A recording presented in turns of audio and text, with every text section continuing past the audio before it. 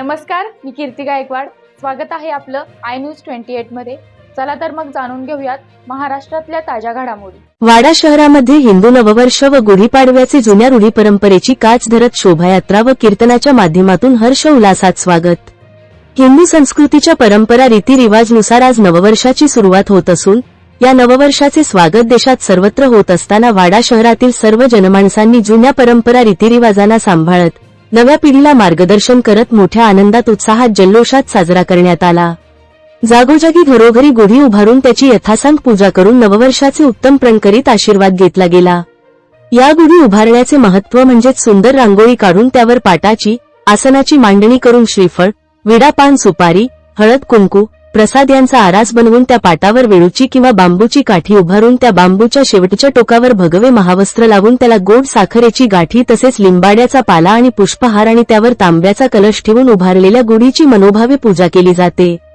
या गुढीच्या प्रत्येक वापरलेल्या घटकाचे महत्त्व म्हणजे कलश म्हणजे उत्तुंग यश, कडुलिंब म्हणजे आरोग्य, पुष्पहार म्हणजे मांगल्य, गोड साखरेची गाठी म्हणजे गोडवा, भगवे महावस्त्र म्हणजेच वैभव, वेळूची काठी म्हणजे सामर्थ्य, श्रीफळ म्हणजे सिद्धी, हळद कुंकू म्हणजे सौभाग्य, सुपारी म्हणजे संकल्प तसेच पाट किंवा आसन म्हणजे स्थैर्य आणि रांगोळी म्हणजेच आपली संस्कृती. अशा विविधतेने अर्थपूर्ण नटलेला हा गुढीपाडवा सर्व ठिकाणी प्रत्येक माणसाने घरोघरी गुढी उभारून साजरा केलाय.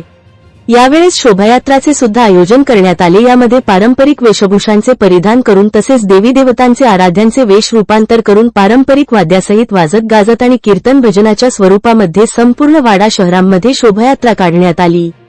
येणारे वर्ष हे सर्वांना सुखी, आनंदी, ऐश्वर्य लाभ व येणाऱ्या काळामध्ये देशसेवेसह उत्तम भरभराटीचे, आरोग्यदायक जाण्याचा आशीर्वाद मागण्यात आला.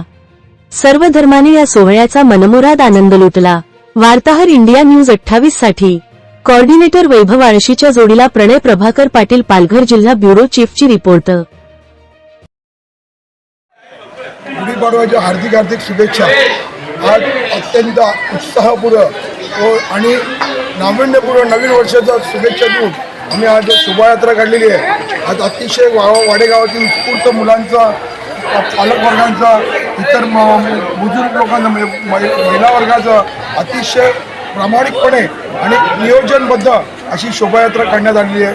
आणि या नियोजन आमच्या शोभायात्रेचे सर्व पदाधिकारी आहेत त्यांना पण मी धन्यवाद देतो. त्यांच्यामुळे ती आज आपण हे एवढं सिद्ध करू शकतो. त्यामुळे कोणाच्या सगळ्यांच्या सल्ल्याने सर्व मिळून आम्ही ही शोभायात्रा काढलेली आहे आणि या शोभायात्रेचा अतिशय नियोजनबद्ध आम्ही काढलेली आहे.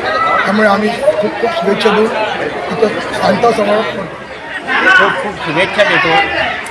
गेली 16 ते 17 वर्ष आपण हा नववर्ष स्वागत यात्रेचा उपक्रम मोठ्या उत्साहात राबवत असतो. अनेक शाळांचा सहभाग, भजनी मंडळ आणि अनेक बँड पथक यांच्या सहभागाने, त्याचबरोबर ज्येष्ठ नागरिक, तरुण युवक यांच्या सहभागाने आजचा हा उत्सव प्रतिवर्षीप्रमाणे चांगल्या प्रकारे पार पडलेला आहे.